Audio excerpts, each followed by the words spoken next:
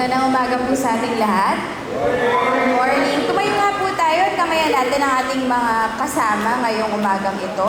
Batiin natin sila ng good morning. Magandang umaga po. Happy Sunday.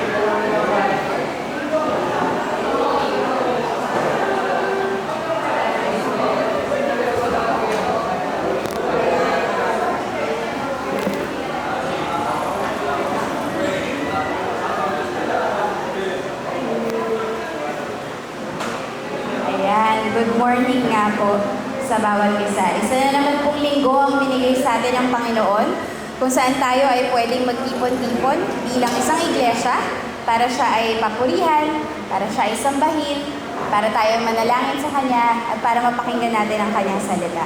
Pero bago po natin gawin ng mga yun, gusto ko pong gamitin natin ang oras na to para ihanda natin ang ating mga sarili na lumapit sa Kanya. Bibigyan ko po tayo ng personal na oras kung saan pwede tayo magpanalangin at i-prepare natin ang ating mga puso, ang ating mga isipan para siya ay awitan, para siya ay pakinggan ngayong umaga.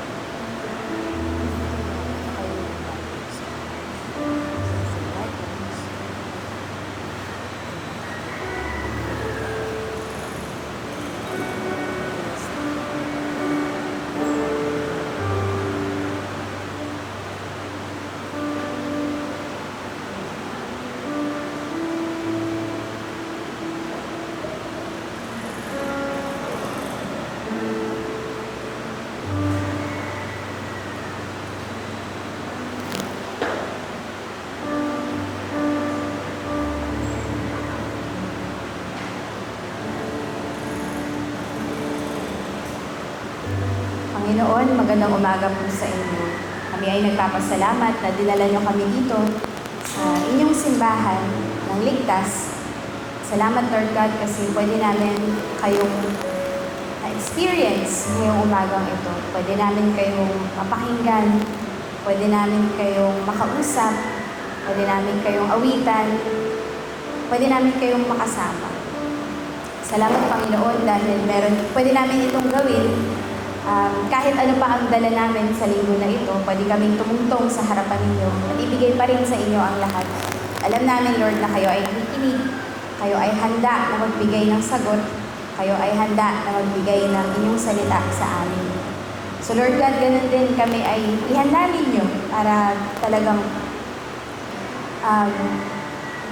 ihanda ninyo na maging sabik kami sa inyong presensya. Ihanda ninyo, Lord God, ang aming mga puso at isipan para kayo ay mapakinggan at maintindihan at madala sa aming pang-araw-araw.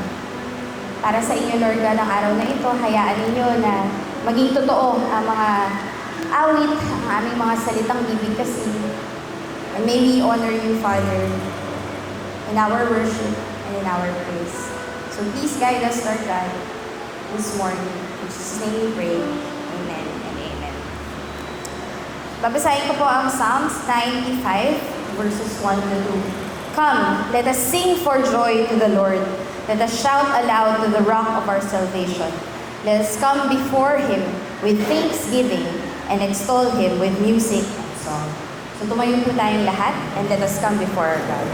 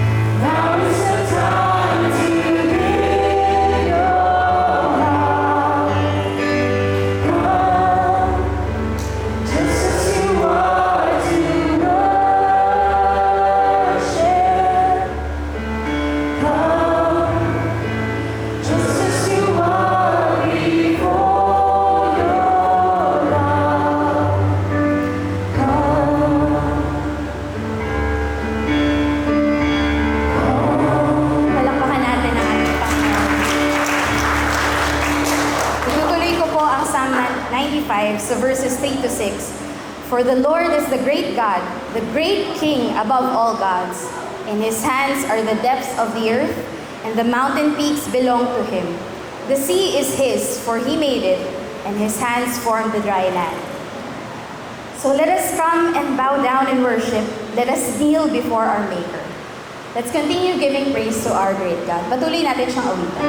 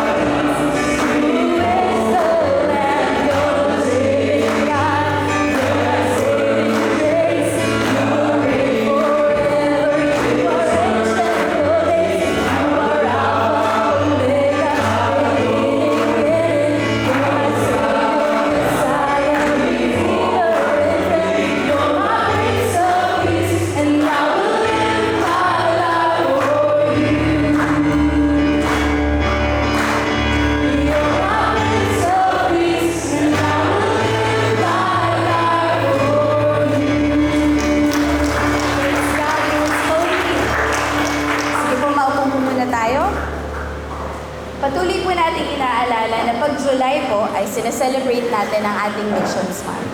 At saka kung saan ginagawa po natin, nakakarinig po tayo ng updates mula sa kanila, na alalaman natin kung ano ang mga nangyayari sa mga buhay ng ating mga misyonero. Ang ating mga missionaries na napakinggan na natin these past few weeks ay sina Ate Bel, si Ate Eva, pati po ang mga Gregorios na nakasama natin last week, kasama po nung kanilang mga miniministeran. At ganun din po makakarinig tayo ng updates kay Kuya Lem mamaya sa kanyang teaching. So nagagamit rin natin ang buwan na ito para talagang sila ay mapanalangin natin sa ating Panginoon. At nagagawa natin ang buwan na ito para alalahanin kung paano ang kanilang pagkilos sa mga lugar na dinala sila ng Panginoon. Pero magandang reminder at challenge din ito para sa atin na sana nagagamit rin natin ang buwan na ito para makapag-reflect kung paano rin tayo mismo nagpapagamit sa ating Panginoon. Na kung tayo ba ay talagang tumutupad sa kanyang mga utos, kung talaga bang pinapangatawan na natin yung theme natin sa Lord of Life, where we are raising the workers to reach the world. Nagagawa po ba talaga natin ang mga yun? Kaya naman po, sa patuloy natin na pag-awit, na pagsamba sa Kanya, sana ay mapanghawakan natin ang mga lyrics ng ating mga aawitin. Na talagang our lives will be used to declare who God is. That God is Lord of all. Patuloy po tayo.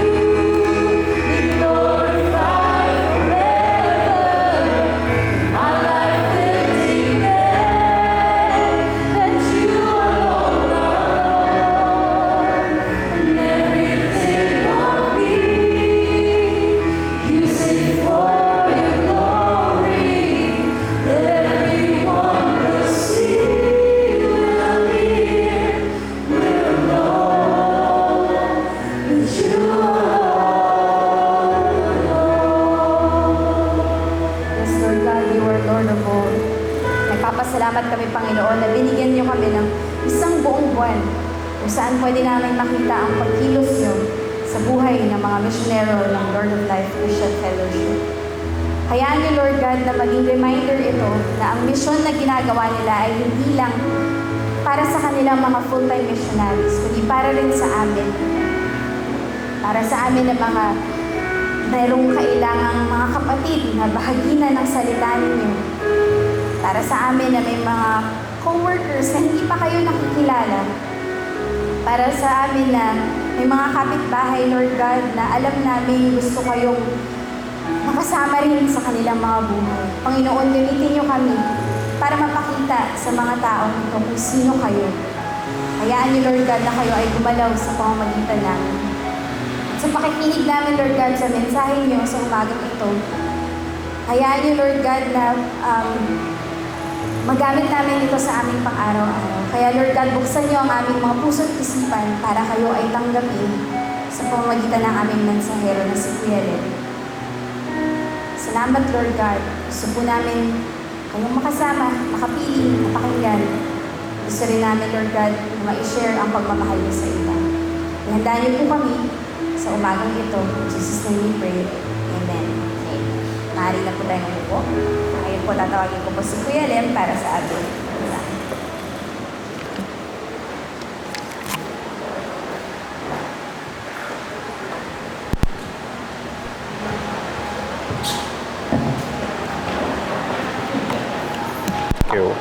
Thank you, Rachel.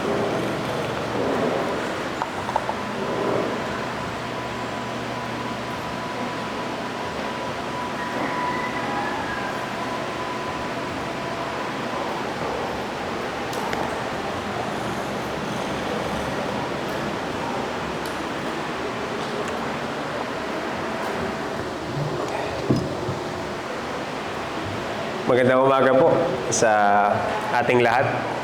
No, mabuti po tumila na ang ulan. Nabanggit po ni Joanna na ito yung huling linggo natin, pagsa-celebrate ng Missions Month. At gusto ko magbahagi ng salita ng Diyos, and at the same time ngayong umaga ay magbigay lang ng preview, no, ng mga ilang highlights na ginawa ng Diyos itong nakaraang taon sa ministry na pinagkatiwala niya sa amin sa Wavemakers. No? Specifically, yung mga ministries at mga lugar kung saan niya ako dinala ngayong taon. Pero bago po yun, gusto ko lang pong balikan na yung tema natin for this year is Matthew 9.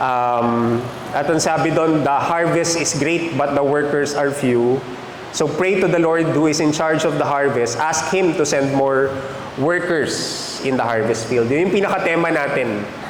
Dahil nakita natin yung pangangailangan ngayong taon na mag-raise up ng karagdagang manggagawa. No? So kung ano mang konteksto ka nang gagaling, pwedeng small group leader ka, nagdi-disciple ka, nag-oversee ka ng isang ministry, no? Pwedeng nasa youth ka, may bina-Bible study ka dito sa Doña Carmen o taga-Batasan ka. Etong hamon na to ay para sa lahat sa atin. At kukunin natin yung kwento na pag-aaralan natin ngayon mula sa ilang talata bago itong Matthew 9:37, tsaka 38. No? Pero bago po yun, gusto ko po ang anyayahan na tumayo. Babasahin ko lang po yung pinaka-teksto natin ngayong umaga mula sa Matthew 9.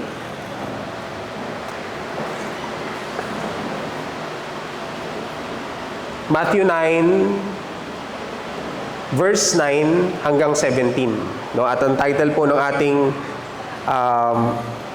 pag-aaralan ay From Fishing Nets to New Wineskins, Harvest Training with Jesus. No?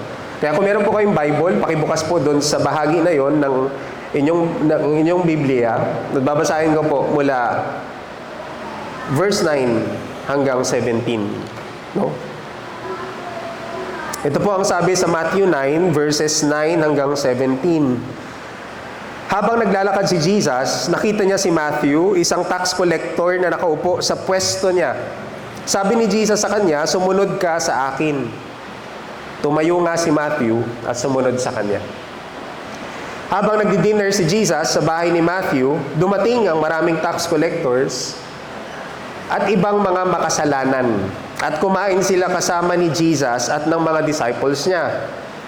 Nang makita ito ng mga Pharisees, tinanong nila ang mga disciples niya, bakit kumakain ng teacher niyo na kasama ng mga ganyang klaseng tao?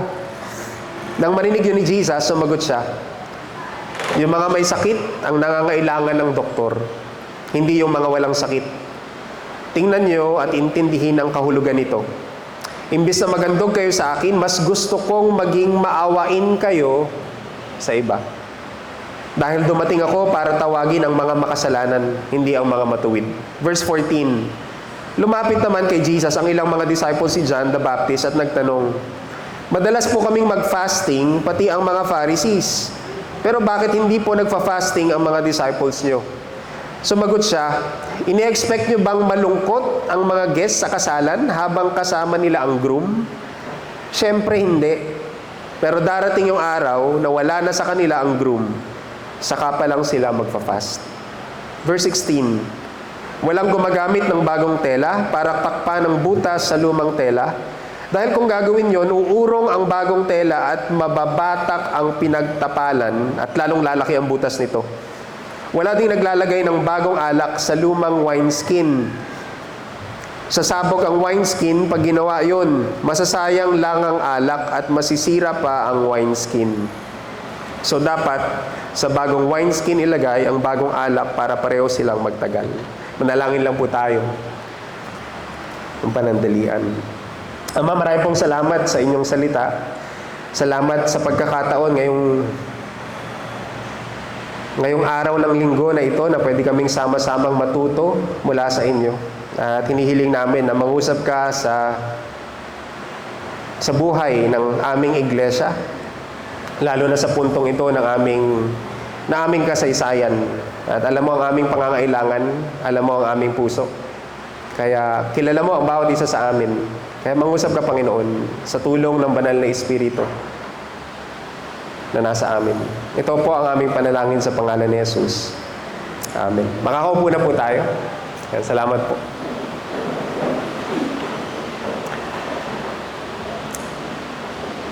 Sa biyaya po ng Diyos, ngayong taon po ang ika-8 taon ko bilang full-time missionary ng Wavemakers. So sumali po ako sa Wavemakers full-time 2018 at ito na yung ika-8 taon. Pero kung magbabalik tanaw po ako, magre-reflect yung training, no, para sa ginagawa ko ngayon. Nagsimula pa even prior, no, kahit nung estudyante pa ako. Ang isa sa hindi ko makakalimutan na initial training na tanggap ko, nang nag-aaral ako sa UP Los Baños, ito po yung student center ng UPLB, nakatayo pa rin to ngayon. Pero hindi ko makalimutan itong lugar na to. Kasi ito yung unang beses na challenge ako ng isang kuya sa aming Christian organization na magbahagi ng gospel. So sumama ako sa kanya. Sa umpisa, nag-observe lang ako. Pero hindi namin alam na yung session namin na Iglesia ni Cristo. Kaya hindi namin natapos yung gospel sharing kasi marami ng tawag dito. Marami ng argumento, no, yung sinasara namin. So yun yung una kong karanasan. So sa pagbabahagi ng mabuting balita.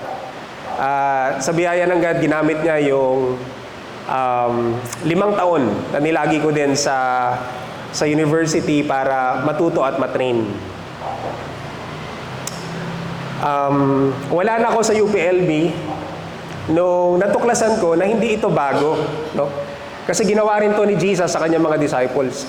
Yung nakikita niyo po sa slide ay ang itsura ng Capernaum ngayon.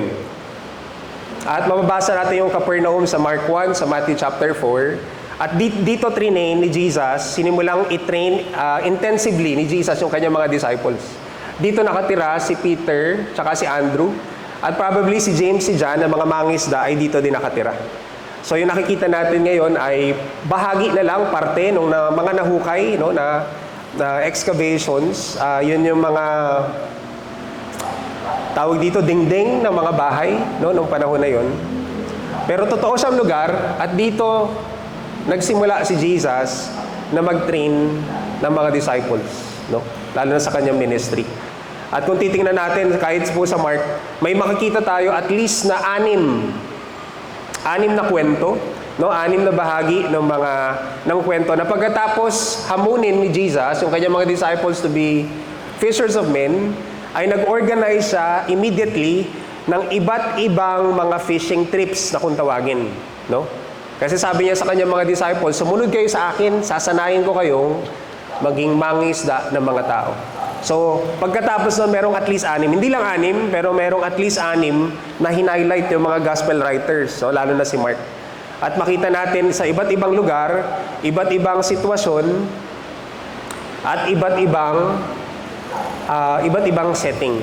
No, pumunta siya sa synagogue, pumunta siya sa isang bahay sa Capernaum, sa bahay nila Peter. Pumunta siya sa ibang mga lungsod o town sa Galilee. Pinakahuli ay yung sa bahay ni Matthew. Yung huling fishing trip or training na ginawa niya. At yun po yung titingnan natin ng mas malapitan ngayong umaga. No? Anong gustong ituro ni Jesus sa kanyang mga disciples gamit itong mga fishing trips na ito? Particularly, titingnan natin, ano yung pwede nating matutunan mula sa buhay ni Matthew, no, na naging disciple din ni Jesus, at kay Jesus mismo bilang discipler. No? Kaya kung handa na po kayo, nagtitake kayo ng notes, meron akong 4 na gustong ibahagi. At sa 4 na ito, gusto ko ring ibahagi ano ang ginagawa ng Diyos, no, sa ministry ng Wavemakers, lalo na po ngayong taon na to. So balikan po natin yung kwento. Nagsimula yung talata na binasa natin sa pagsasabi na habang naglalakad si Jesus, nakita niya si Matthew, isang tax collector na nakaupo sa pwesto niya. Ordinaryong araw. At sabi ni Jesus sa kanya, sumunod ka sa akin. Tumayo nga si Matthew at sumunod sa kanya. Ito po yung unang beses na nabanggit si Matthew sa account ni Mark tsaka ni Luke. Ang tawag sa kanya ay Levi. Ito pa yung isang pangalan niya. Pero kung first time mong basahin itong talata na to, bibigyan ka ng impression na parang na-hypnotize yata si Matthew. First time na nabanggit, in-invite siya ni Jesus. Pagka-invite sa kanya ni Jesus, tumayo lang siya tapos sumunod sa kanya. Pero safe kong i-assume na hindi ito yung unang pagkakataon na na-encounter ni Jesus si Matthew. Kasi sabi ko nga, bago mangyari ito, ay 1.5 taon na at least na si Jesus ay nagmi-ministry. Nagsimula siya sa Nazareth pero eventually lumipat siya ng Capernaum. At pinakita ko kanina na nagkaroon ng ilan na ring mga fishing trip bago patawagin ni Jesus si Matthew. So hindi ito yung unang beses na na-encounter ni Matthew si Jesus. Andun si Matthew nung may pinagaling si Jesus sa synagogue na napoposes ng demonyo. Andun si Matthew nung nangangaral si Jesus sa bahay ni Peter tsaka ni Andrew. Marahil andun din si Matthew nung nagpipreach si Jesus malapit sa Sea of Galilee. So hindi ito yung unang beses. At yung mga pagkakataon na yun ay nagbigay kay Matthew ng interest, curiosity. Sino ba tong propeta na to? Sino ba tong teacher na to? Pangalawang bagay, kung paano inintroduce si Matthew, ay sabi dito sa talata, isa siyang tax collector. Nung panahon ni Matthew, panahon ni Jesus, ang Israel po ay, alam natin, nasa pamamahala ng Roma.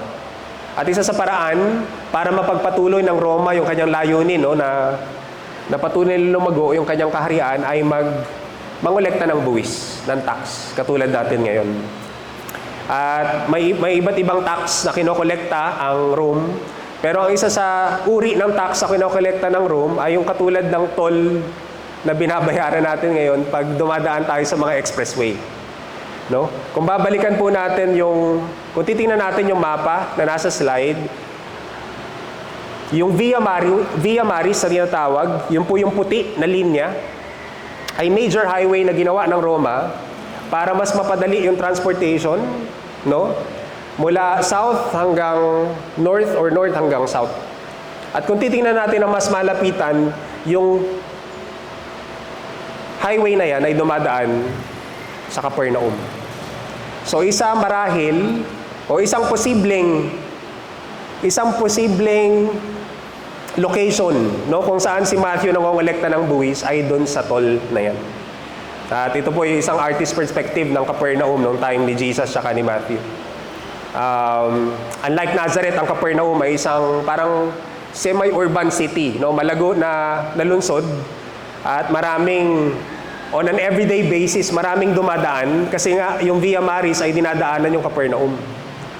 So merong mga negosyante galing sa south na nagdadala ng kanilang mga kalakal papunta sa north, dadaan sila ng Capernaum, magbabayad sila ng toll. Yung mula sa north, mula sa Phoenicia, bababa, dadaan ng Israel, Galilee, ay dadaan din sa Capernaum. At dahil gagamit sila ng highway, ay malamang magbabayad din sila ng toll. So, si Matthew ay isang tax collector. Sa ibang translation, ang translation na ginamit ay toll collector. Toll collector. At pwedeng masabi na kung si Zacchaeus isang chief tax collector, si Matthew ay tauhan, no, ng mga katulad ni Zacchaeus na nangongolekta ng toll. Pero mga kapatid, kapansin-pansin yung naging tugon ni Matthew nung challenge siya ni Jesus. At makikita natin sa buhay ni Matthew yung unang prinsipyo na gustong ituro sa atin ni Jesus mula sa kwento na to. A change in allegiance. Nagkaroon ng pagbabago muna sa puso ni Matthew bago siya sumunod kay Kristo. Nagkaroon muna ng pagbabago sa puso ni Matthew. Nagkaroon ng pagbabago sa kanyang katapatan, sa kanyang sinusunod bago siya sumunod kay Kristo. Una, yung salita na ginamit, tumayo. No, yung salitang tumayo ay ginamit sa ibang mga bahagi ng Gospels at kakambal niya yung salita na resurrection. Nagkaroon ng bagong buhay si Matthew nung na-encounter niya si Jesus. Pangalawa, ang sabi sa Luke, yung parallel na account, Matthew left everything and followed Jesus. Iniwan niya ang lahat para sumunod kay Jesus. Ngayon, hindi natin alam ano yung extent, ano yung scope. Pero ang sabi ni Luke, lahat. No, lahat. Iniwan niya yung pagiging tax collector. At kung susuriin natin yung kanilang kasaysayan, maraming tax collector nung panahon ni Matthew ay yumayaman. Malalaman natin ang mas maigi yun mamaya. Alam natin si Zacchaeus, yumaman, no, sa pangongolekta ng buwis. Ang sabi niya, kaya niyang isauli ng ika-4 up to 4 times yung kanyang mga inutang. No? Ganun siya kayaman. No? Na-invite niya si Jesus sa kanyang bahay. Iniwanan ni Matthew yung opportunity na maging katulad ni Zacchaeus. No? Maging isang, sa panahon natin siguro ngayon, isang parang BIR na regional director na kumbaga. No? At iniwan din ni Matthew yung security na maging empleyado ng Rome. Na kay Matthew yung security dahil kakampi niya ang Roma sa kanyang ginagawa. Madalas meron siyang kasamang mga sundalo para bantayan siya sa kanyang ginagawa. Pero nagbago ng lahat ng yun from serving his own self-interest at mula sa paglilingkod sa bansa na Roma o kaharian ng Roma, nagsimula siyang pagsilbihan yung kaharian na dala-dala ng Panginoong Jesucristo. At siya po yung sumulat, no? Magkaroon ng bagong kahulugan. Mababasa natin sa sinulat ni Matthew sa kanyang gospel itong mga talata na to. Hindi ka pwedeng mag-serve sa dalawang amo. Either mahal mo yung isa at ayaw mo yung pangalawa, o magiging loyal ka sa isa at ire-reject mo ang pangalawa. Hindi ka pwedeng mag-serve sa Diyos at sa pera. So, si Matthew po yung sumulat. At hindi lang to aral na nakuha niya sa Panginoong Yesus. Ito ay aral mula sa kanyang sariling buhay. Dati, iba yung kanyang binibilang. Ang binibilang niya pera. Ang binibilang niya ay paano mamamaximize yung profit na pwede niyang ibalik sa Rome at mamaximize yung pwede niyang maikubra na pera. Pero ito, nakita natin na nagbago yung kanyang loyalty, nagbago yung kanyang allegiance, nagbago yung kanyang puso. At ganun din po yung kinakailangan mula sa atin, no? pinakita ni Jesus sa istorya ni Matthew na training for harvest work requires a shifting of allegiance. Na ang relationship sa Diyos ay hindi lang ticket sa langit, no? Kaya pag meron tayong iniimbitahan na manalangin at humingi ng tawad, magrepent, hindi lang natin binabahagi sa tao na yon na kailangan niyang tanggapin si Kristo sa kanyang puso para mapunta sa langit. Essentially, hinihingi din natin sa Kanya. Kailangan niya magpalit ng allegiance. Na kung ang katapatan niya dati ay sa dati niyang buhay, ngayon kailangan magkaroon ng pagbabago. Training for harvest work requires a shifting of allegiance.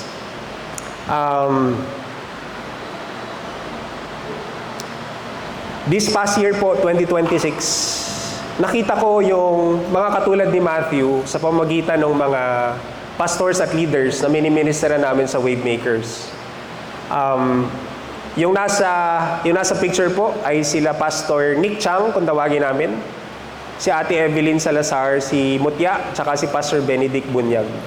Nabuo yung team. Ito yung ministry team ngayon na meron sa Oriental Mindoro tsaka sa Romblon. Pero nagsimula yung ministry natin sa kanila noong 2023. No? Doon sila nasimulang matrain at every month, kino-coach natin sila paano i-apply yung kanilang natutunan sa kanilang mga simbahan at ministry. Ngayong taon, nagsimula na silang dating sinanay ay nagsasanay na rin ng iba. No? Nakita ko sa kanila yung buhay ni Matthew, ang puso ni Matthew. Si Kuya Nick po ay isang businessman. No, meron siyang hardware store. Pero mula Bicol, tumugon siya sa hamon ng Diyos sa magtayo ng church sa Pinamalayan sa Oriental Mindoro. At dumating tayo sa kasaysayan ng kanilang ministry na kailangan nila ng patuloy na pagpapatibay, pagsasanay, lalo na sa pagdi-disciple ng kanilang mga leaders at kanilang mga mananampalataya sa iglesia. Si Mutya ay isa pong elementary school teacher. Madalas si Mutya, kailangan niya mag-leave kapag meron kaming training at pag meron kaming ngayong August, babalik uli ako, no? At magkakaroon kami ng coaching training, kakailanganin na naman ni Mutya na mag-leave. Pero nakita ko po sa buhay nila, no, salamat sa Diyos, dahil nakita ko yung kanilang katapatan ay hindi lang sa kanilang ministry o sa kanilang church. Gusto nilang gamitin yung kanilang oras, yung kanilang resources para magsanay, mag-equip ng ibang mga pastors at leaders. At yun po yung nangyari last February at last May. No? Pero salamat sa Diyos sa buhay nila. Nung umpisa, akala ko hindi ako magiging effective kasi magiging effective in training them. Dahil kung tutuusin, mas matagal na sila sa ministry kaysa sa akin. No? Si Ate Evelyn po ay senior citizen. Head siya ng isang project coordinator siya ng isang ministry sa kanilang church. No? Si Kuya Nick magsi-60 na next year. So dahil mas matanda na sila sa akin, iniisip ko na hindi ako magiging effective. Pero nakita ko sa kanila yung puso, no, na mahandang magpagamit, tatandang sumunod sa hamon na binigay sa kanila ng Diyos. O salamat sa kanilang buhay. Pero yun yung kailangan natin, no, bilang iglesia, yun yung kailangan natin sa ministry. Kung saan man tayo nilagay ng Diyos, mga individual katulad ni Matthew, na kapag tumanggap ng hamon, no, invitation mula sa Panginoong Jesus, ay tutugon at magkakaroon ng pagbabago sa kanilang katapatan. Isa pa pong tanda na nagbago yung katapatan ni Matthew ay yung pangalawang punto ng storya natin. Ang sabi po sa Matthew 9, biglang nag-transition yung setting, no? Tinawag si Matthew, sumunod siya kay Jesus, iniwanan niya lahat. Tapos sa verse 10, nag-dinner na bigla, nasa dinner na bigla, no? At sabi dito, dumating ang maraming tax collectors at iba pang mga makasalanan at kumain sila kasama si Jesus at ng mga disciples niya. I think mas ma-appreciate natin sa Luke chapter 5 yung nangyari. Ang sabi ni Luke, nagpahanda si Levi o si Matthew ng engrandeng handaan sa bahay niya para kay Jesus. maraming tax collectors at iba pang mga tao ang dumating para sa handaan. So sa iba pong translation sa English, big dinner and a great feast. Hindi ko po alam, pero marahil karamihan sa atin naranasan na kung paano maghanda sa bahay natin, tama? At hindi siya maliit na bagay kasi maraming preparation at maraming resources sa kakailanganin para makapag-host ka, halimbawa ng dinner, at maimbita mo yung mga kaibigan. So isipin mo gaano karaming pagkain ba yung kailangan bilhin, no? Ilang tao ba yung papakainin? Ilang kilong karne yung bibilin ko, ilang litrong inumin, no? Paano ko ihahanda? Ano yung magiging physical setup, no, nung handaan? Sinong uupo dito? Sinong uupo sa ganyan? Na malaking issue nung panahon ni Jesus, no? Malaking bagay sa kanila kung sinong uupo sa kabisera at sinong uupo sa gilid. At pangatlo, sino-sino yung mga iimbitahan at paano ito iimbitahan. Pero kita natin si Matthew, kita natin yung evidence na nagkaroon ng pagpapalit sa kanyang katapatan, kanyang allegiance, dahil ginamit niya yung resources na meron siya para hindi lang siya, kundi yung kanyang mga kasama ay makakilala rin kay Jesus. Ang ginawa niya, in-invite niya immediately yung mga kaibigan niyang tax collector at yung iba pang mga tao na binansagang makasalanan noong kanilang panahon. So pangalawang prinsipyo na kailangan, no, as we train disciples for the harvest, yung stewarding ng resources. Stewarding ng resources. No? Dahil nagbago na yung puso ni Matthew. Dati, ang ino-organize niya ay mga mangolekta, no, ng pera para maibigay sa Rome. Ngayon naman, ang ino-organize niya ay party, ang sabi sa FBV. At nag-invite siya ng maraming tax collectors at sinners na tinatawag. At ginamit niya, no, yung pera na meron siya para yung mga katulad niya ay makakilala kay Jesus.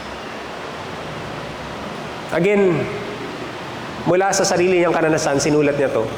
Huwag kayong mag-ipon ng mga kayamanan dito sa lupa. Kayang sirain niya ng insekto at kalawang at pwede ring manakaw.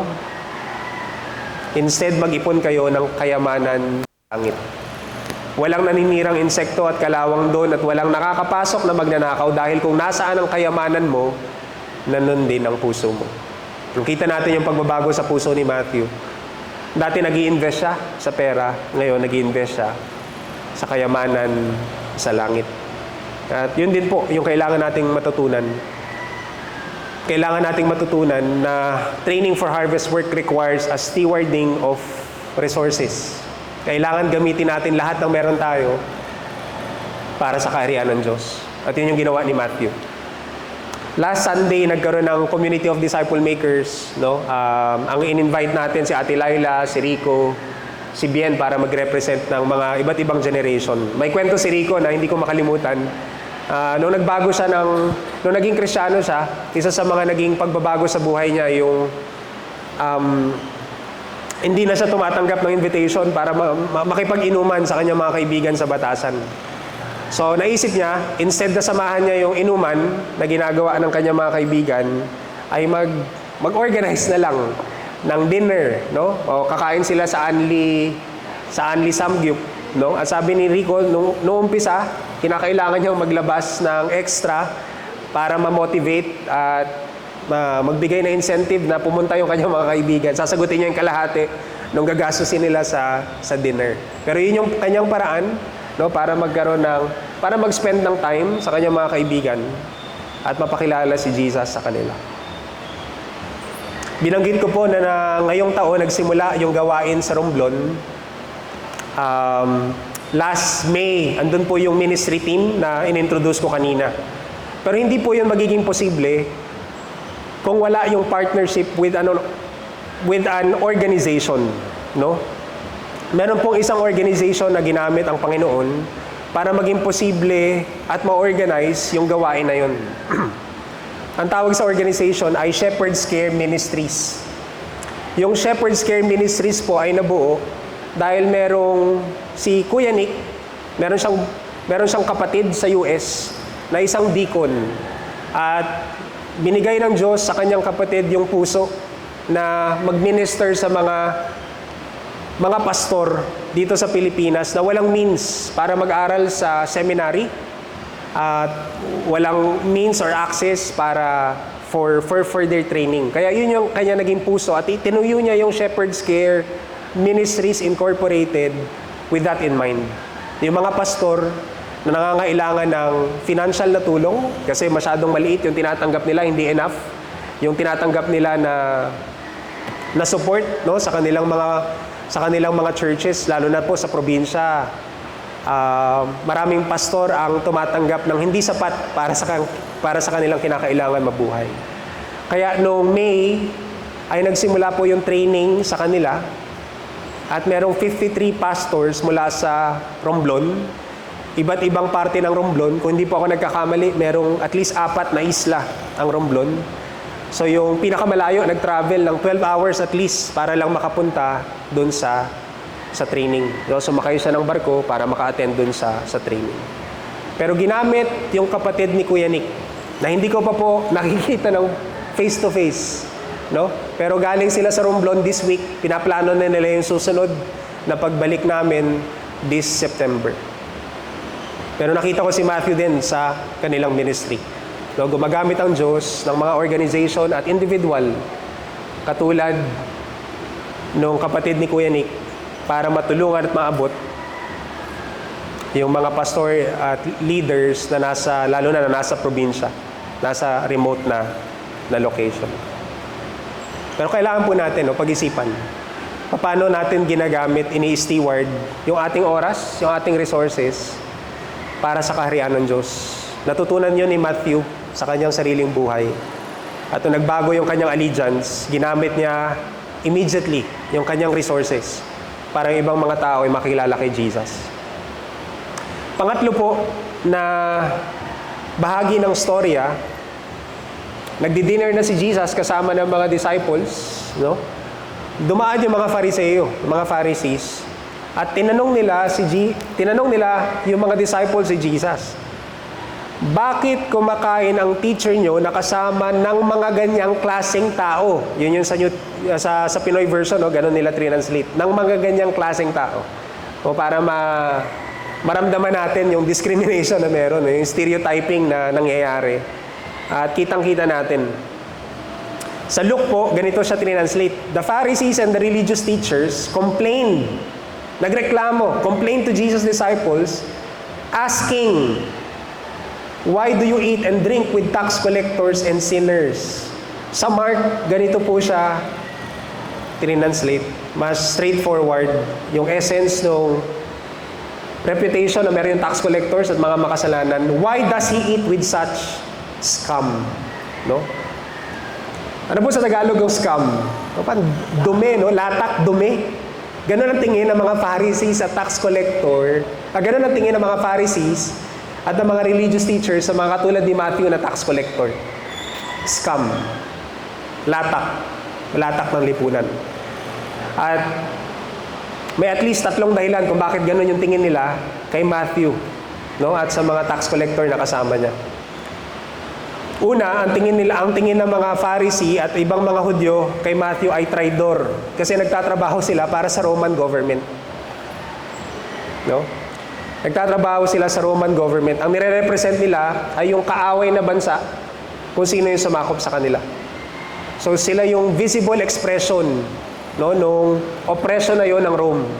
Makita nila si Matthew na nangongolekta ng buwis sa kanila. Pangalawa, dahilan bakit ganun ang tingin sa kanila, kilala silang mga corrupt, extortioners. Hindi natin nilalahat, pero halos karamihan ng mga tax collector, according sa history, ay yumayaman dahil sa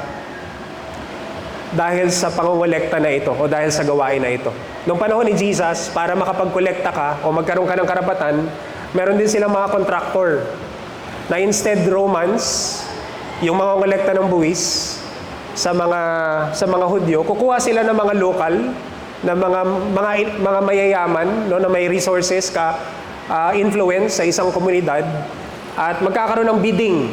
Kung sino may pinakamataas na bidding, yun yung makakakuha ng proyekto. So yung makakakuha ng bidding ay mag-hire ng katulad ni Zaccheo na magiging chief tax collector, at yung katulad ni Zaccheo mag-hire ng mga lokal na katulad ni Matthew para mag-collect ng toll o ng buwis.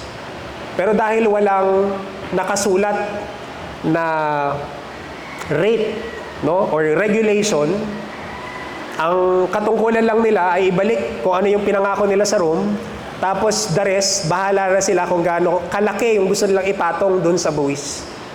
Kaya yung mga tao na katulad ni Zaccheo at ni Matthew ay yumayaman. Meron silang freedom, no, in-exploit nila para makapagbulsa sila ng pera. Ang panghuli po, they were regarded as an outcast ng society. No? They were considered Gentile, si Matthew. Dahil madalas, ang nakakasalamuhan nila ay mga Gentile. Humahawak sila ng pera na binibigay nila sa kaaway na bansa. Madumi, at kaya makasalanan yung tingin ng mga Hudyo sa katulad ni Matthew. Kaya nga po, meron tayong talata, nasa Matthew 18 din, no? Nung dinidiscuss si Jesus yung stages ng church discipline, sa panghuli, ang sabi niya, kung yung makasalanan sa church o violator sa church hindi pa rin makikinig sa saway ng mga leader, sa rebuke ng mga leader, ito yung dapat sabihin sa church. Kung di pa rin makikinig, ituring nyo ang taong yan na parang Gentile o tax collector. At ganito po precisely yung turing ng mga kababayan ni Matthew sa kanya. Hindi sila kukunin na witness sa isang trial. Kasi sira na agad yung kanilang credibility. Hindi na maniniwala yung mga tao sa kanila. Hindi sila kukunin na hukom or judge, no? Kasi wala silang credibility. At kasama ni Matthew na nabubuhay ay yung iba pang mga lumalabag sa kautusan na ginawa ng mga Pariseo. Kaya makasalanan, madumi yung tingin sa kanila. Yeah. At may ilan pang theory na nagsinasabi, marami sa kanila dinisown na ng kanilang pamilya. No? Hindi na nabubuhay kasama ng kanilang pamilya. Pero ano po yung naging tugon ng Panginoong Jesus? At makita natin yung puso. Kung yung unang 2 punto, nakita natin yung puso ni Matthew, dito makikita natin yung puso ng Panginoong Jesus. Ito yung naging kanyang tugon. So yung tanong, bakit kumakain? May inyong guro, yung inyong rabbi, kasama ng mga tax collectors at mga scam na katulad ni Matthew. Nung marinig yun ni Jesus, sabi niya, yung mga may sakit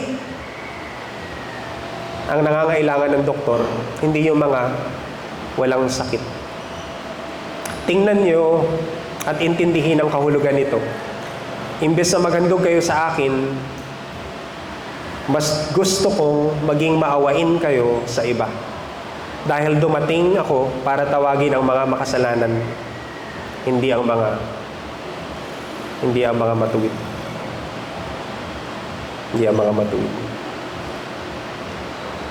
Ang concern po ng mga Pharisee at religious teacher, no, na katulad nung lumapit dito sa handaan na to, ay mapanatili yung kanilang kalinisan. Kaya meron silang tinatawag na ritual purity laws. Meron silang mga dinagdag sa mga kautusan ni Moses mula sa Old Testament. Interpretation nila yon para mapanatili yung kanilang sarili na malinis. So hindi sila hahawak ng patay na tao, bangkay, kasi maduduman sila. Hindi sila hahawak ng babae na may undergoing menstruation, no? Dahil madudumihan sila.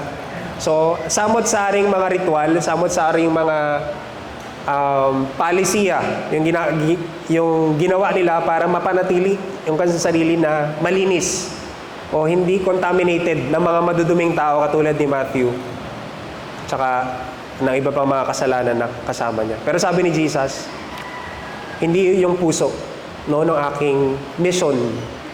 At pangatlong prinsipyo na makikita natin, tinuturo ni Jesus hindi lang sa mga Pharisee, kundi sa kanyang mga disciples. Ano yung puso ng harvest?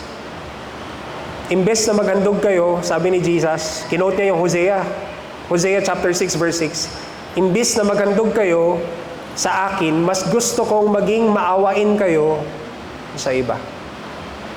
O parang sinasabi niya, pag-isipan nyo, masyado kayo naging busy na hindi makontaminate. Nakalimutan nyo na yung puso ng mission kung bakit ako dumating. Dumating ako para sa mga taong katulad nila. No, yung mga tinuturing yung madumi, makasalanan, yun yung dahilan kung bakit ako nandito. Sabi niya pa, walang doktor, no, na pupunta sa mga magagaling na. Yung doktor pupunta sa mga walang sakit. Wala po siguro kayong kilalang doktor, no, na iko-quarantine yung sarili nila para hindi makapaggamot.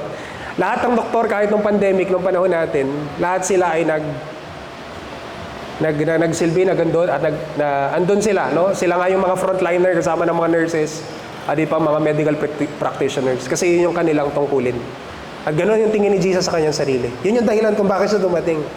Nakalimutan na ng mga Pariseo na yun yung puso ng mission.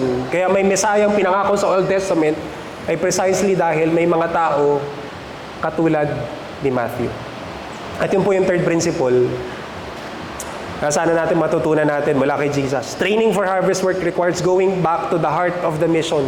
Yun yung puso ng mission ni Jesus. Abutin yung mga tao na initsapwera na ng lipunan. Kung babalikan po natin yung fishing trip na sinasabi ko kanina, isa-isahin natin kung sino yung audience, sino yung inabot, sino yung pinagaling, yung demoniac, yung may sakit na babae, marami sa crowd sa Galilee, kahit po yung leprous man, yung lalaki na may sakit sa balat, ang tingin sa kanila ng society ay outcast, no? Yung leprous man, yung may sakit sa balat, hindi pwedeng tumira kasama yung kanyang pamilya o kasama ng kanyang community. Tumitira sila sa labas ng bayan para hindi sila makahawa. Pero lahat po yan, inabot ni Jesus. Inabot ni Jesus. Ngayong taon po, nagkaroon ng opportunity na mag-open ang God ng door para makasama ako sa aking director, no, si Pastor Randolph, na mag-train ng mga pastors and leaders, hindi lang sa Pilipinas, kundi sa isang bansa sa Southeast Asia. Andun kami ng 9 days, no, sa bansa na yon na currently ay merong civil unrest. So magulo dun sa bansa, marami dun sa bansa ay tumatawid daw ng mga kapitbahay na bansa, tumatakas sila dahil masyado na magulo at ino-oppress na sila, pina-persecute na sila ng kanilang gobyerno, na kaya kailangan nilang maghanap ng ibang bansa para patuloy na mabuhay, patuloy na mag-survive. Meron po isang participant at isa siya sa highlight doon sa trip namin dahil yung huling gabi namin, nag-dinner kami kasama ng participant na yon. Isa siyang pastor at kwento niya yung kanyang buhay, yung kanyang testimony. Meron siyang kaya na pastor, may-ari siya ng ilang mga building. At dumating sa kanyang faith journey, no, nung Kristiyano na siya, na ang naging parang desire niya maging katulad ni Billy Graham, isang kilala na evangelist. So plinano niya na pumunta ng Amerika, mag-aral sa isa sa mga seminary sa Amerika para pagbalik niya maging katulad siya ni Billy Graham sa kanyang bansa. Pero binago ng Diyos yung plano at ambisyon na yun. Dahil hindi niya nasimulan at natapos yung pag-aaral sa US, tinawag siya ng Diyos pabalik, nagkaroon ng family emergency. Instead, ang nilagay ng Diyos sa kanyang puso ay mag-alaga ng mga bata doon sa bansa niya na una, pwedeng nawala ng mga magulang na orphan dahil sa gera. Pangalawa, yung mga bata na walang kakayahan para mag-aral, walang kakayahan yung kanilang magulang para mag-aral, o mga bata na isa lang yung mga magulang kaya hindi na sila maintindi kasi marami silang magkakapatid at hindi na sila kayang buhayin, no, ng kanilang nag-iisang magulang. So nagtayo siya ng parang orphanage, nung tinatawag namin. At yun yung kanya naging ministry magpahanggang ngayon. Kung di ako nagkakamali, magta-30 years na yung kanyang ministry. Ginamit niya isang building niya para maging paaralan at accommodation para sa mga ganong bata. At nag-stay yung bata sa kanya at least from 9 years old, grade 3, hanggang mag-kolehiyo. So, pag nag-college na, ipapadala niya na yung mga bata sa iba't ibang bansa sa Asia. At yun yung naging strategy niya for mission work dahil ang hamon niya sa mga bata kung saan sila makarating ay gawin din yung nangyari sa kanila. Ibahagi din si Jesus sa mga makakasalamuha nila doon. So, hindi ko makakalimutan yung encounter na yun. Pero nakita ko dun sa participant na yun, yung puso ng Diyos, kahit sa mga bansa na quote-unquote, nakalimutan na natin, hindi natin napapanood sa balita, hindi natin nababasa sa FB, pero nangyayari yung karanasan na yun sa kanila. Yeah. Pero yun yung puso ng Diyos na meron siya. Hindi niya kinakalimutan kahit mga bata sa mga bansang ito na war-torn at maraming gulong nangyayari. Panghuli na lesson, at dito po ako magtatapos, makikita natin na hindi natapos sa Pharisee, no, yung pagtatanong kay Jesus. Kasi habang nagkakainan, habang nag-enjoy sila, dumating naman yung mga disciples si John the Baptist. Ang tanong ng mga disciples si John the Baptist, madalas po kaming mag-fasting, pati ang mga Pharisees. Pero bakit kayo po hindi kayo nagfa-fast? O bakit hindi po nagpa-fasting ang mga disciples nyo? May 3 larawan na ginamit si Jesus. Una, larawan ng kasalan. Ang sabi niya, ina-expect nyo ba na malungkot ang mga guests sa kasalan habang kasama nila ang groom? Siyempre hindi. Darating yung araw na mawawala na sa kanila ang groom, saka pa lang sila magfa-fast. So ang point ni Jesus, andito na ako, dumating na ako. Walang dahilan yung aking mga tagasunod para magluksa at mag-fast, maging malungkot. Dahil panahon to para mag-celebrate. Pangalawa, ang ginamit niya, sa verse 16, walang gumagamit ng bagong tela para takpan ang butas sa lumang tela. Dahil kung gagawin natin yun, uuring ang bagong tela at mababatak ang pinagtakpan. At lalong lalaki ang butas nito. So kung nagtahi na po kayo, alam natin na nag-shrink yung bagong tela at pwedeng lumaki yung butas lalo. At panghuli, ang ginamit ni Jesus, walang naglalagay ng bagong alak sa lumang wineskin. No, ang wineskin po ay yung kanilang lalagyan ng alak nung panahon nila. Gawa ito sa leather, no? Usually balat ng hayop. Pero dahil habang naglalagay ka ng alak at ang alak patuloy yung fermentation, no, nagre-release ng gas, mag-e-expand yung lalagyan. So, ganun din, sabi ni Jesus, hindi ka na maglalagay ng bagong alak sa lumang lalagyan. Kasi yung lumang lalagyan, magkakaroon din ng tendency na mag-erupt o masira. No? Kasi patuloy na mag-expand. So ano pong sinasabi ni Jesus dito? Ang ibig sabihin lang ni Jesus, hindi mo pwedeng pagsamahin yung bago tsaka luma. Hindi mo pwedeng pagsamahin yung bago at luma. At kasama sa ginagawa ni Jesus, yung bagong paraan, dumating na yung bago. At yung bago na dinadala niya ay yung gospel. No? At yung gospel na dala-dala ni Jesus, hindi na mag-fit in sa mga tradisyon na dala-dala ng mga Pharisees, sa mga religious teachers, kasama si John the Baptist. Ang point niya lang, essentially, meron akong bagong ginagawa, at yung bago kong ginagawa ay hindi na mag-fit in sa mga lumang paraan na ekspresyon ng pananampalataya. So ito po yung pang-apat at panghuli na principle. Training for harvest work requires going against obsolete traditions. Training for harvest work requires going against obsolete traditions. Isa pong social anthropologist, Christian po siya, no? Si Dr. Melba Maga. Yung ilan po sa inyo ay kilala siya. Member po siya ng Diliman Bible Church. At meron po siyang, ang sabi niya po, sa isa niyang mga pinublish na libro, the paradox of our faith is that while the gospel is always new wine, the wineskins, the structures, institutions, theologies, and creeds, rituals, and practices that define and serve as extensions of our faith are always getting old. Kahit palagong bago, yung impact, bago, sariwa yung epekto ng mabuting balita, nagbabago yung mga paraan or struktura para maihatid yon, para mapangalagaan yon, at para patuloy na maibahagi yon sa iba.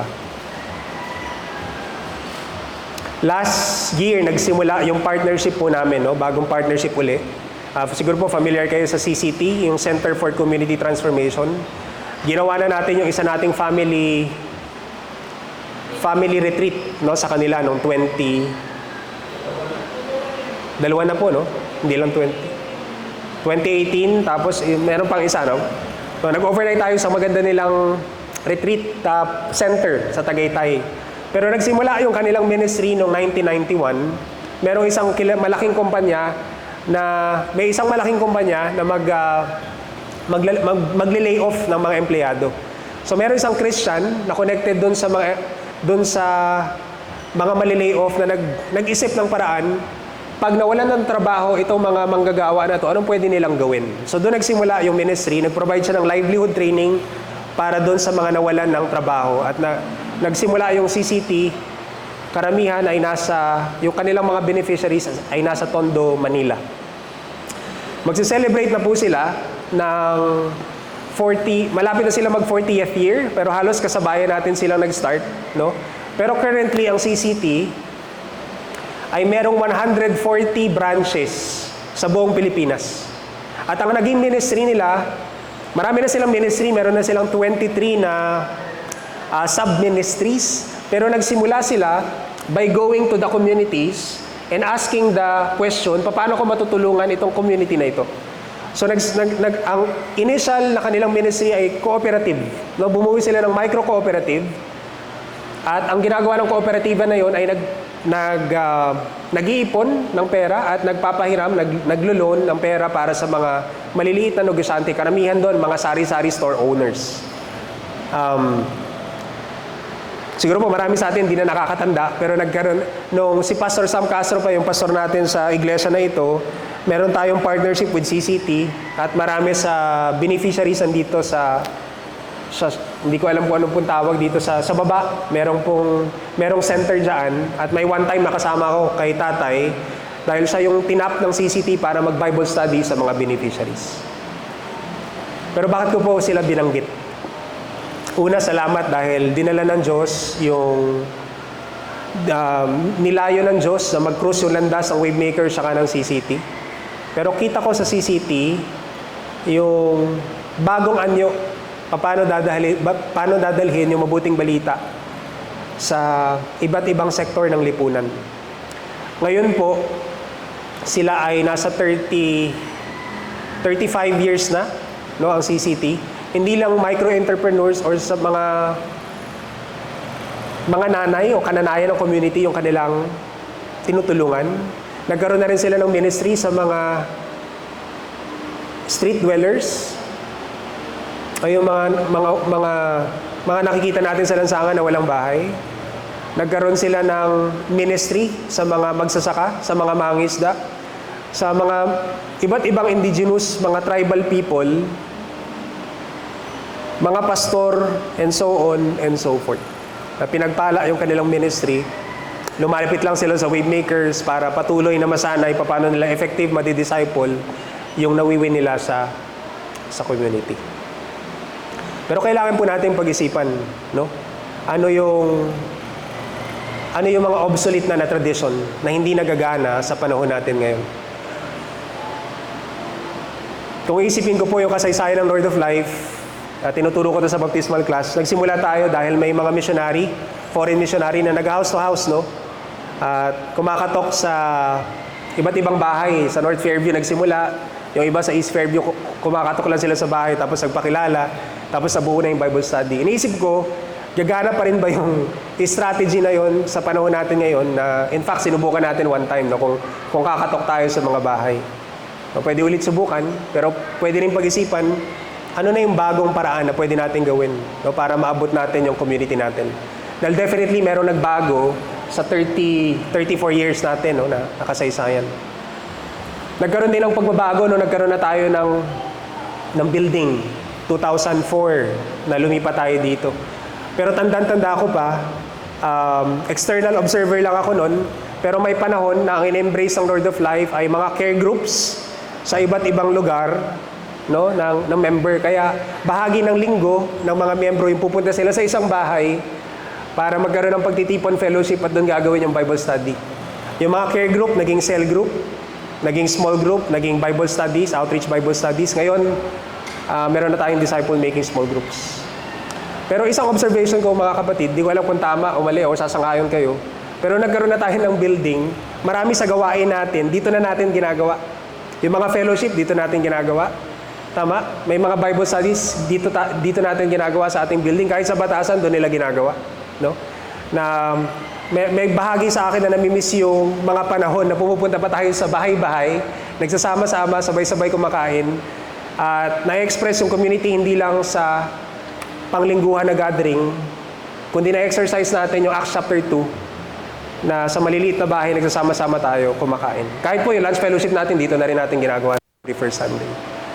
Pero nagbabago. Nagbabago yung panahon, nagbabago, nagkaroon tayo ng building, nagbabago din yung paraan ng ating fellowship, paraan ng ministry. Pero kailangan nating pag-isipan kung effective pa ba yung mga paraan natin ngayon para patuloy na ibahagi yung mabuting balita. Katulad ng CCT, kailangan nating pag-isipan. No? Kasi lahat ng pagbabago, lahat ng pamamaraan na ina-adapt natin ay may epekto sa ating buhay. Hindi lang buhay iglesia, kundi sa ating buhay pananampalataya. Ito, 4 na prinsipyo yung pwede nating matutunan. Una, nagbago, kailangan ng pagbabago ng allegiance. Nakita natin yun sa buhay ni Matthew. At isang ebidensya ng pagbabago ng allegiance, yung nakita natin kay Matthew yung pag-steward ng resources. Kung paano niya ginamit yung kanyang pinagkatiwala sa kanya ng God na kayamanan, oras, para mamahagi ang mabuting balita. Nakita natin yung puso ng Panginoong Jesus. No? Paano niya nirebuke yung mga Pharisee. At pang-4, kailangan nating i-examine, evaluate kung effective pa ba at ang magiging itsura ng mga susunod na taon para sa Lord of Life para mas maging effective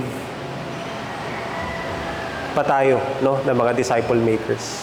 Salamat po sa inyong panalangin.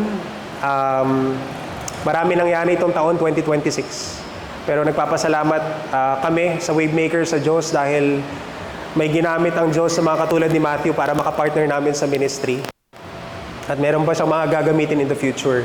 Kaya patuloy nyo lang po ipanalangin, no? Na ipakita pa ng Diyos, magpakilala pa siya ng mga individual na katulad ni Matthew na makakapartner, makakasama namin. At ganun din, maging open din kami sa banal na Espiritu kung ano yung mga hindi na effective na kailangan ng iwan para mas maging effective pa sa ministry na binigay ng Diyos sa amin. Manalangin po tayo. Samahan niyo po ako sa pangwakas sa panalangin. Panoon, maraming pong salamat sa kwento ni Matthew. Salamat po dahil testament siya ng kadakilaan ng pag-ibig at awa mo. Hindi lang sa kanya, kundi sa bawat isa sa amin. Regardless of our background, yung aming buhay dati. Regardless of our allegiances before. Kung nakinino yung aming katapatan, kung nasaan, tinawag mo kami at ginagamit mo kami para marami pa ang makakilala at maging alagad mo. Tulungan mo kami, Panginoon, bilang isang iglesia na balikan ang puso na ito. Una, suriin ang aming puso kung nasaan yung aming allegiance. Discipler man kami o bahagi ng grupo ngayon, bahagi man kami ng ministries o hindi. Tingnan mo yung aming puso at suriin mo, Panginoon. At katulad ni Matthew, tawagin mo kami na sumunod sa'yo. Sumunod kung saan mo kami dadalhin. Tulungan mo kaming i-invest yung aming oras, resources, kahit yung aming pera na pinagkatiwala mo lang sa amin para lalo pang marami katulad namin makakilala sa iyo. At ganoon din, Panginoon, tulungan mo kaming i-evaluate, pag-isipan, i-assess, lalo na po, nalalapit na yung aming evaluation and planning. Tulungan mo kami mapag-isipan, lalo na sa konteksto kung nasaan kami ngayon, given yung mga crisis na aming hinaharap. Tulungan mo kami mapag-isipan, paano pa kami magiging effective as we continue to fulfill yung vision at mission na binigay mo sa amin bilang isang church. Maraming pong salamat sa pag-ibig mo. Maraming pong salamat sa mayaman mong habag. Ito po ang aming panalangin sa pangalan ni Jesus. Amen.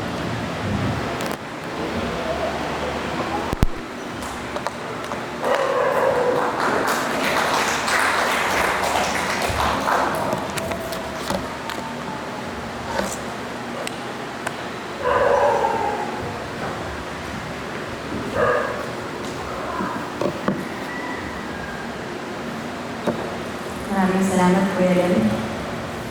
Tulad nga ni Matthew, may mga bagay na kailangan nating talikuran at palitan sa ating mga buhay para sundin sa Jesus Christ. Para tulad rin ng ating mga misyonero na napakinggan natin ngayong buwan na to, ay magampanan natin ang ating responsibilidad bilang mga Kristiyano na ipahayag ang pagmamahal ng Panginoon. At hindi natin ito magagawa mag-isa. We have Jesus Christ who has showed us the way, and we have hope sa paggabay ng banal na Espiritu. Tumayo po tayo at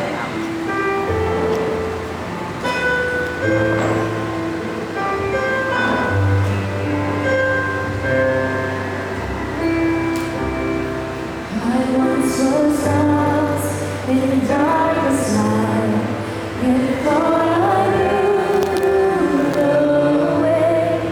This sin that promised joy and life had led me to the grave. I had no hope that you alone are ever to your will. And if you had not loved me first, I would refuse to stay.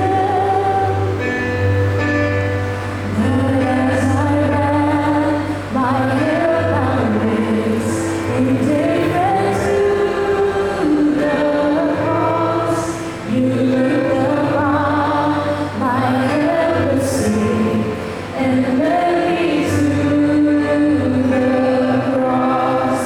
And I beheld God's love displayed. You suffered in my place. You bore the wrath reserved for me. Now all I know is praise. Hallelujah. All I have is Christ. Hallelujah. Jesus is my life. Hallelujah. All I have is Christ. Hallelujah. Jesus is my life. Now, Lord, I would be yours alone, and this soul might see the strength to follow your commands. Could never come from me. Oh, Father, use my ransom life in any way you choose, and let my song forever be my only boast is you. Hallelujah. All I have is Christ. Hallelujah. Jesus is our life. Hallelujah. All I have is Christ. Hallelujah. Jesus is my life. Upo po muna tayo muli at tatawagin si Ate Sansa para sa ating congregation.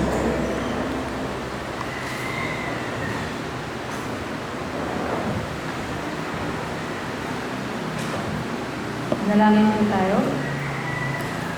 Father God in heaven, puri ka namin, O Diyos, sinasamba. Dakila ka at nabuhi sa lahat ng oras. Walang hanggan ang iyong pag-ibig. Walang hanggan ang awa mo sa amin. Ikaw, O Diyos, ang nagpapadala ng mga missionary sa lahat ng lugar sa buong mundo upang makapanginig ng iyong mabuting salita. Salamat ka dahil ikaw ang nagpo-provide ng mga workers. Ngayong umaga, Lord, dinadalangin namin ang aming kapatid na si Kuya Lem, missionary na ng Iglesia. Maraming salamat at patuloy sa iyo sa pagdala at pagbukas mo ng maraming harvest sa mission na ngayong taon. Kasama ang workers. Salamat po sa new disciple making coaches na meron sila. Yung mga former students po ay ngayon fellow trainers na sa Oriental Mindoro at Trubidor. Sila ay patuloy na nagsiserve sa ibang churches at ministries. Salamat din, Panginoon. Salamat din po sa mga new ministry partners na meron sila. Una sa Green Hills Christian Fellowship Mercy Ministry na nag-aabot ng tulong sa mga marginalized, underprivileged, financially challenged, and calamity victims. Salamat po, Panginoon, dahil sa new partnership na ito ay nagkaroon ng pagkakataon na i-train and i-coach ang kanilang mga partner pastors and churches to make discipleship sa Northern Samar. Ganun din po God sa CCT. Salamat, Panginoon, dahil sa isang organized Christian response against poverty, social injustice, serving urban and rural poor communities throughout the Philippines. Salamat sa kanilang gawain, Panginoon. Salamat din po sa partnership na ito dahil sa nagagawa nila nakapag-train ng initial batch of pastors sa Metro Manila at sa Luzon. Kasama rin po sa pasalamat namin, Panginoon, kaya Shepherd's Care Ministry na naglalayon na i-maximize ang life witness for Jesus Christ by loving God supremely, plant healthy, thriving churches, and equip the saints for the work of ministry for building the body of Christ. Salamat po dahil sa pamamagitan ng support ng partnership na ito with Shepherd's Care Ministry ay nagagampanan nila Kuya Len kasamang bibigos na mag-reach out at mag-train ng pastors and church leaders sa Ojangon, Roblo. Papuri sa iyo, Ama, sa new mission field na binuksan mo rin po para sa sila ay makapag-train ng pastors at leaders sa Southeast Asia. Salamat din, Panginoon. So, dalangin din po namin na patuloy kang magbukas ayon sa iyong kalooban ng mga bagong ministry partnership dito sa Pilipinas at sa buong Asia. Tinataas namin sa inyo kanilang pangangailangan as they target to start 14 new coaching centers next year. Ito po ang magkaroon sa kanila ng financial needs. Ganun din po, God. Dalangin namin na patuloy na sila ay mag-multiply. Mag-raise ka po ng maraming coaches sa radio system. We also pray, Father, for Kuya Len and his wife, Lynn, sa pagbuo nila ng new family. So we entrust to you, O Lord God, yung mga pangailangan nila sa pagbuo ng bagong pamilya. Alam namin, God, pinagkakatiwala namin sa iyo, Panginoon. Ngayon pa lang, God, ikaw na magpupunod sa lahat ng magiging kailangan nila, Lord. We pray, O Lord, for healthy pregnancy people. God, we also remember mga kabataan namin that they would find their identity in you, resist temptation, and that they grow in wisdom and become leaders in Christ. We also pray for our country. Please protect us, God, from typhoons, floods, earthquakes, and other calamities, Lord. And we pray, God, yung mga magre-recover from their losses, we pray, God, that we will reach out to them and makaabot sa kanila yung pangangailangan, yung mga tulong na kailangan nila. We also pray for the churches across the Philippines, God. We pray that mag-proclaim yung gospel, mag-disciple yung mga believers, makapag-serve kami sa communities at mag-unite ang lahat ng iglesia ngayon para sa isang layunin na makapagbahagi ng mabuting salita.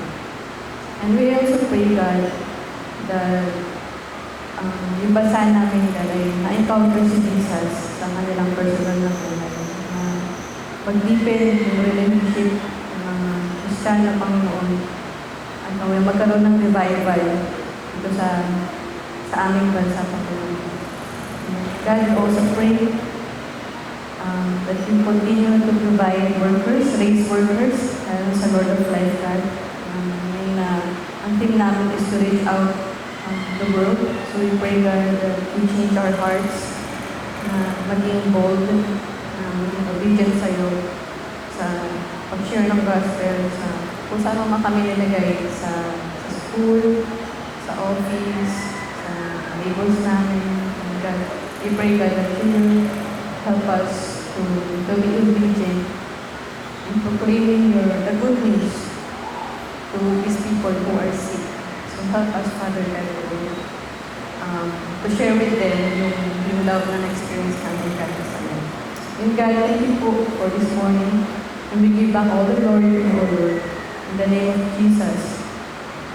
Amen.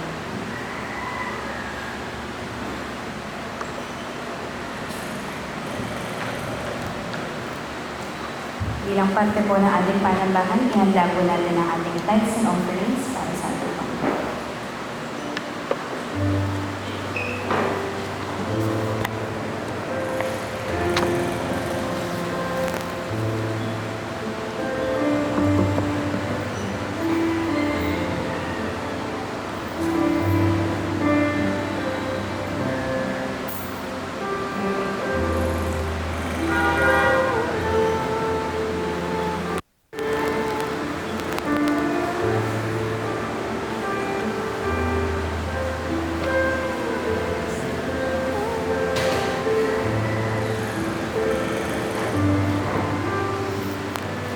Ngayon po na yung lead, awitin natin ang puso.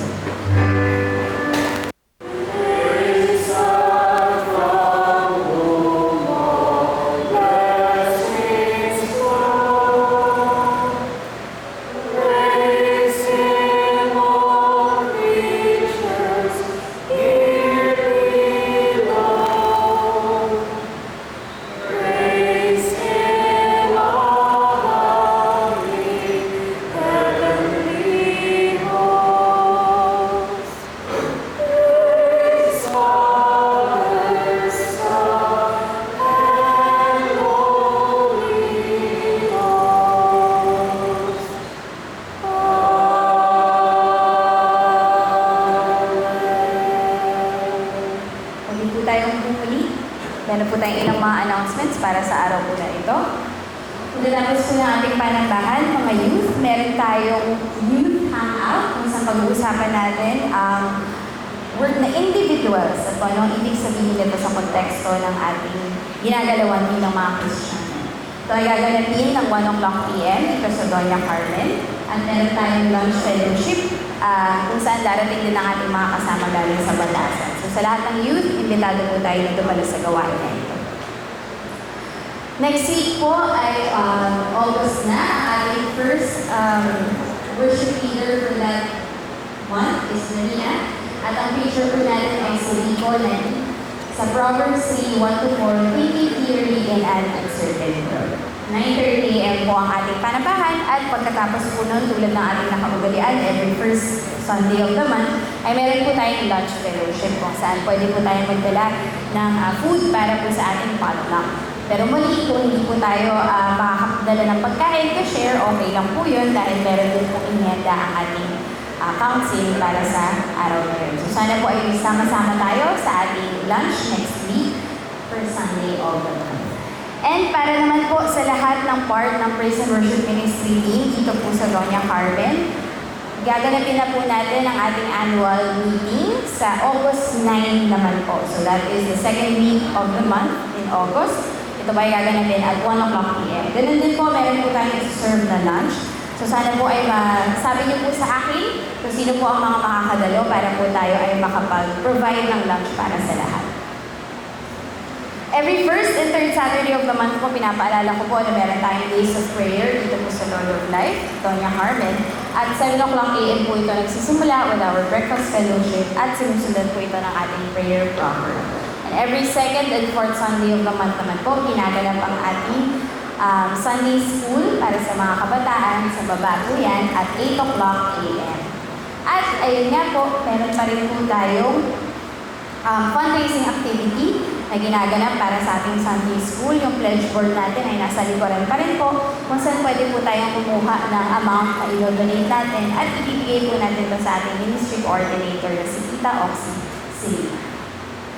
May ilan po na celebrate ng birthday sila this week. Sa 28, tama ba? May birthday ni Daniel. Happy birthday, Daniel. At sa 31 naman ay birthday ni Dal. Ayan, happy birthday. Awitan po natin sila. Happy birthday to you. Happy birthday to you. Happy birthday, happy birthday. Happy birthday to you.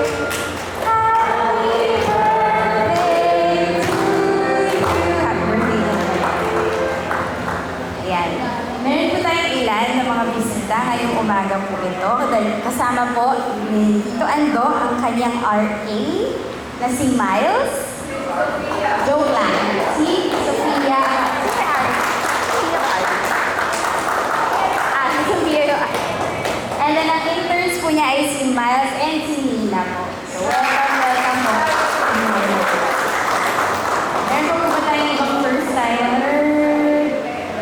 Ayan, parang wala naman po. So wag po tayong umalis agad mamaya at makipagkamayan po tayo sa bawat isa. Tumayo po tayong lahat para sa ating benediction.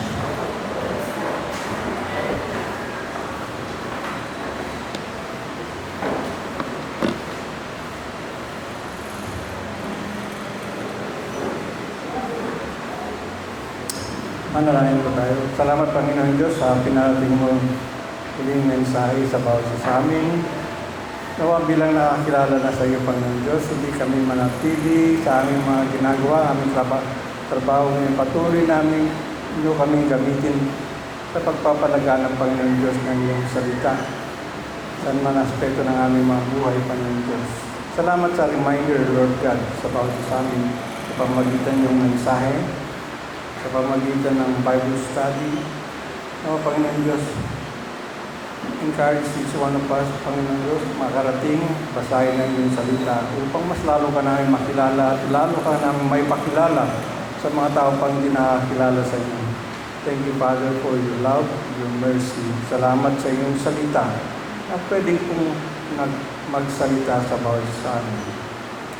Tanggapin po natin ang dinisyon ng Panginoon. Naway pasaganahin at pag-umapawin ng Panginoon ang inyong pag-ibig sa isa't isa at sa lahat ng tao, tulad ng pag-ibig namin sa inyo. Palakasin ninyo ang iyong loob upang kayo'y manatiling banal at walang kapintasan sa harap ng ating Diyos at Ama hanggang sa muling pagdating ng ating Panginoon Jesus kasama ang kanyang mga hilera. Amen. Manatili po tayo nakatayo para sa closing. Ayan, bago po tayo magkamayan, muli po tayo umawit sa